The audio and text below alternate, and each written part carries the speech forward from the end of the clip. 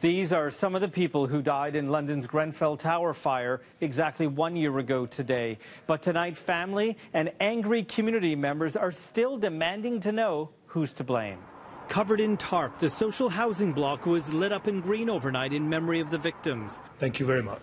Last September, a public inquiry was launched to investigate whether building regulations and fire safety protocols were properly followed by authorities.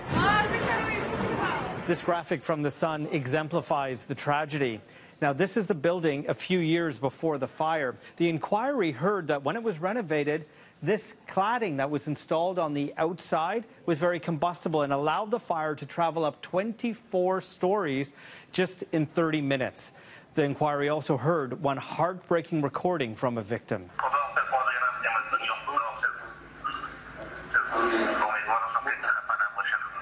Afghan immigrant Mohammed Neda made that final call after being told to stay put in his unit by fire officials. That order is under heavy scrutiny today, with experts saying more people would have survived had they evacuated immediately.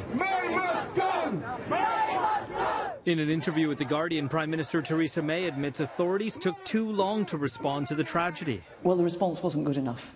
That's absolutely clear from the beginning, and that's what, as government, we've been trying to ensure that the response improved, which I think it did over time, but I don't know why it took so long. I think that one of the messages that came to me from local residents when I talked to them was that actually, when we looked at the response from the council in the immediate aftermath of the tragedy, that this wasn't the first time that they felt the council hadn't responded to their needs. After the fire, May promised survivors they'd be rehoused in 3 weeks, but to this day, 15 families still live in hotels, and the family of an 82-year-old survivor say he has only been offered temporary housing. After what happened, when I asked them, they said you're not priority.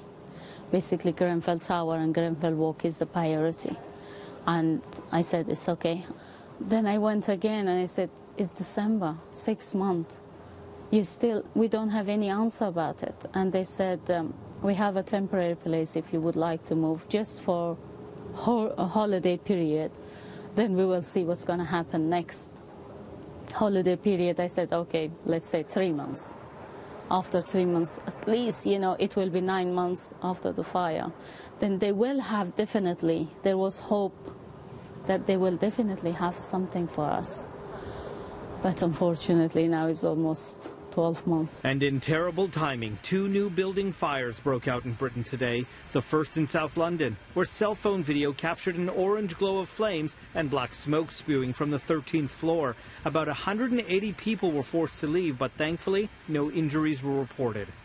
That wasn't the case in Glasgow, however, where 8 people were treated for smoke inhalation. Oh no, God, please save her.